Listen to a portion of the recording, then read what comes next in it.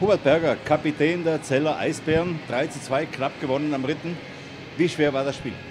Ja, es war hart umkämpft, bis zur letzten Minute oder bis zur letzten Sekunde.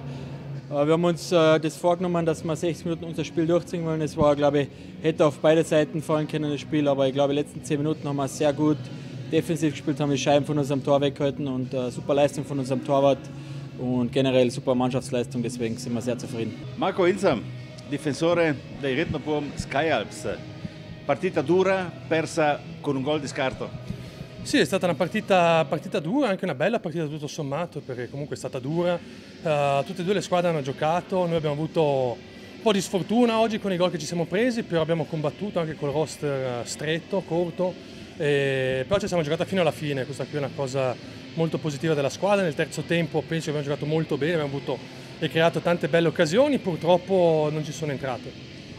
Hai detto roster corto, si accorcia ulteriormente con alcuni giocatori che non sono più rientrati in partita oggi?